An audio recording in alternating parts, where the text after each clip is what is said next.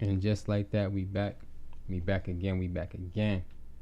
Uh, I do have a little bit to say before we start. Once again, this is becoming a new thing to see if we can learn a little bit about ourselves today. The title of this chapter is "When Less Is More."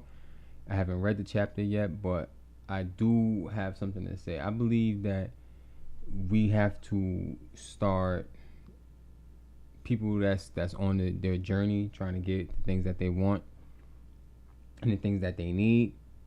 We have to realize the difference between the wants and the needs. Like 90% of us already have what we need to be happy in life. Of course, there's other things in life that we want, but once you realize that you have everything that you need and that you're gonna make the best out of having what you need or what you already have, then what you need, what you want becomes easier to obtain. Uh, yeah, I'm cool with that. I think I'm cool with that little explanation. So I'm gonna go ahead. I'm gonna start reading. This one's pretty short. This one's pretty short. So let's see what we got. It says less is more. The less you give a damn, the happier you'll be. This is facts.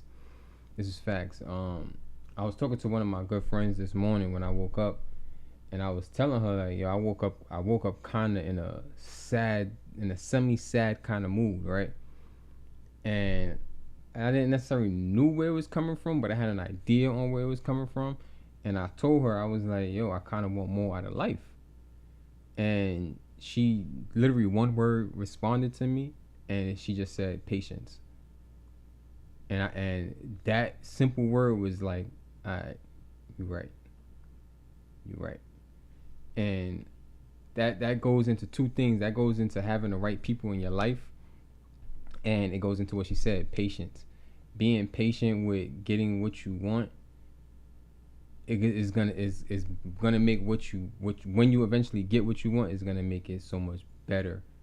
It's gonna make it so much better because you're gonna have went through whatever you had went through, and you're gonna get what you want. Like whatever it is that you want, everybody has different desires in life, but I'm pretty sure once you get that desire, then life will be good, and then you can start having more wants. You know what I mean? Because say like me, one thing that I have a side quest of getting my pilot's license, and I know once I get that, of course I'm gonna like explore the world, probably hopefully buy a plane and explore the world. But then once I have it, now I gotta find more things to want. I have a couple side quests. I have a list of things that I want in my life, and eventually I will get them.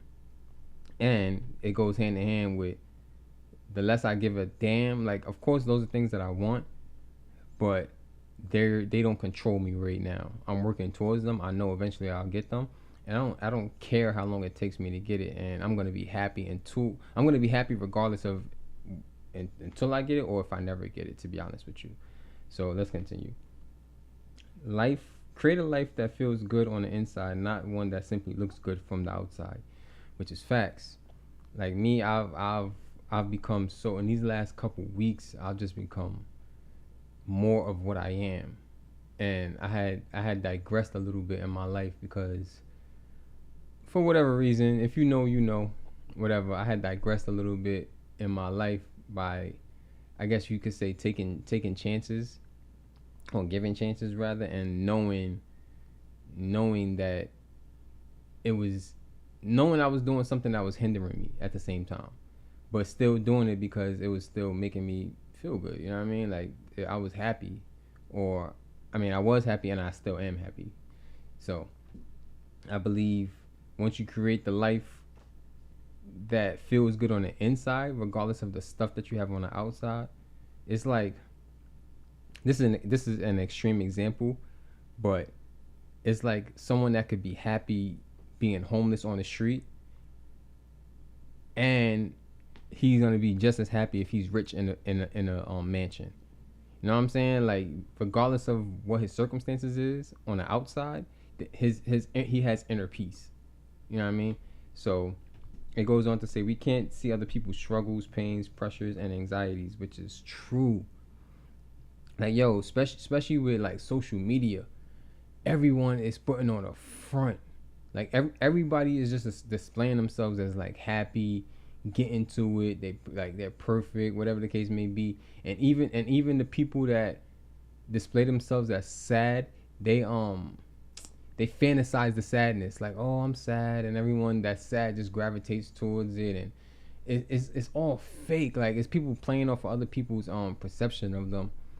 And I could be honest, I'm a victim of that too. I do that sometimes, and that's just like the nature of social media. Like, I'm not gonna post my most saddest moments. I'm not gonna like post my downfalls and stuff like that, which I do sometimes, whatever. But majority of people, 99.99% of people, only post the good, and that's is why like social media is good in doses, and it's good to just not harp on what you see, because a lot of people living crazy out here. Like, there's some people that I see on social media and I know them in real life, and it's like, bro, like it's bad out here. Like, these pictures and this smile that you putting on is not true. Like, you're not really secure within yourself, and it's sad to see. It's really sad to see. He goes on to say, they put up the same front that we do. Facts. Trying to evaluate your life in comparison to others will always leave you more depressed for that simple reason. Yo, that's facts. And I just said it. Like, I'm gonna be honest with y'all. Like, I don't read ahead when I'm talking. I don't read ahead. I'll read a sentence, react to it if it resonates with me to where I feel like I want to react to it, and then I'll continue reading.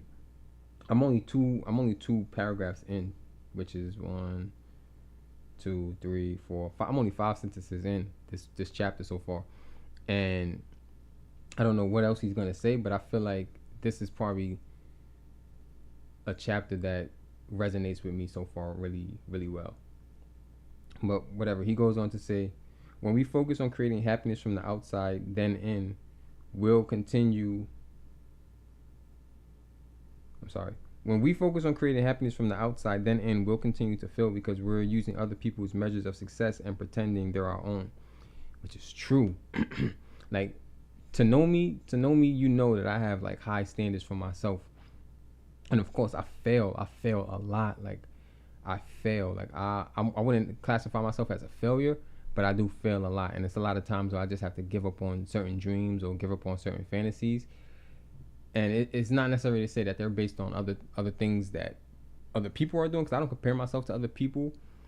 I find inspiration from other people. Like, there's certain people in this world that I just like, bro, like, you doing good. I can't wait for it to be my turn. But until it's my turn, yo, keep shining.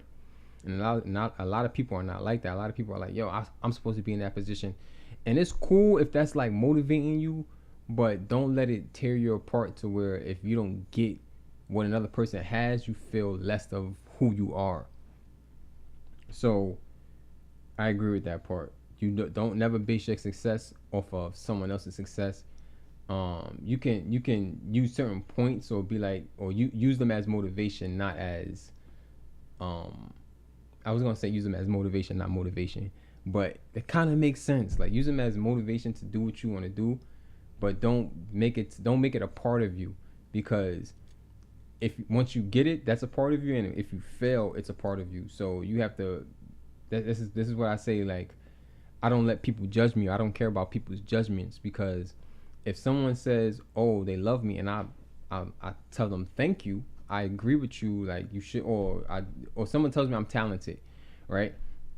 And I say thank you, you know what I mean? That means a lot to me, whatever the case may be. If that same person comes up to me and tells me I'm not talented or I'm talentless, I have to keep that same energy, because whether they, you know what I mean? A failure is supposed to make you just as much as, in that case, a failure will make you just as much as a success. So you can't make it a part of who you are. You can't say, "Oh, I'm gonna become this," and make it that a part of who you are. Once you become it, it will be a part of who you are, of course. But until then, you can't focus so much onto it. You just gotta live life, because you get too focused on the titles or the things, and when it don't pan out, then it's like now you're where. Anyway, I hope that makes sense. What makes you feel like $1,000,000 may involve a pair of ripped jeans and a t-shirt with holes in it? That's crazy. How you feel is more important than how you look. And though I agree staying fresh can help you feel that way, the best thing you can wear is your confidence and your happiness. Yo, I just said that. Like, you could be homeless and just know, like, yo, this is just a part of my life. This is just a phase in my life. Or honestly, some homeless people just don't want to be part of society. And that's fine. Hold on, yeah. My mom calling me. Yeah, hello?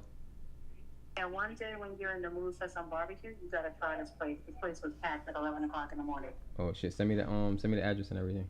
Alright, I will. Alright, I got you. Alright, you later. Alright, drop safe. Damn, my mom just called me in the middle of the episode. That's crazy. But where was that? Damn, I forgot where I was at.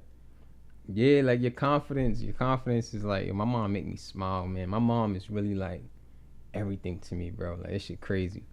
And me and my mom hasn't always like had this relationship, but like the relationship me and my mom have right now is like pivotal to my life, bro. Like, yo, my mom is everything to me, bro. Damn, where I was at, she just messed my head up, man. She got me smiling and shit.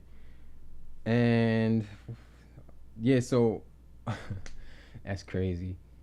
He says, yeah, so staying fresh, like, of course, staying fresh is going to make you feel better about yourself and stuff like that. A normal human being. I wouldn't even say normal human being because everybody has their own, like, life. Like, if someone wants to be homeless or they just don't want to be constructed into the structure of a home, whatever the case may be, like, of course, it might be something mentally wrong there.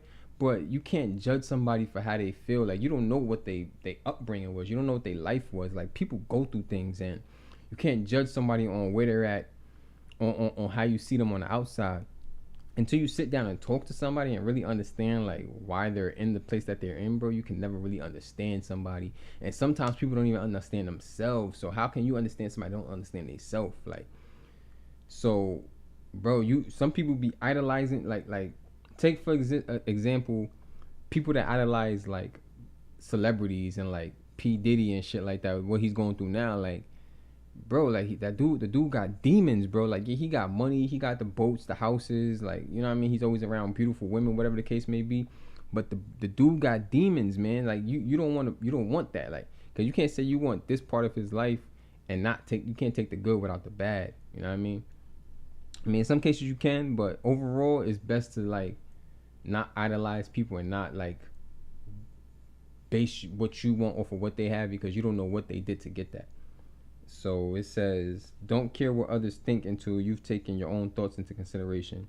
You can't predict what other people think, and even if you could, it's impossible to make everyone happy. The world is full of diverse opinions, and some of those opinions are in your favor and some are not. Facts. I just said that. Like, if you cool with the good opinions, you gotta be cool with the bad opinions too. You can't just take all the good. You know what I mean? You could exude goodness, right? The light comes from you. If light comes from you, you cast no shadows. But you can't take in the light without taking in darkness, because without light there is no darkness. You know what I mean? So that's just my interpretation of it. However you interpret it, you can leave a comment in the comment section. Tell me if you agree, disagree. I don't have the ability to get to know all of you on a personal level, but I'm super confident there's something unique about each of you worth bringing to the forefront. Make your happiness worth more than the opinion of others.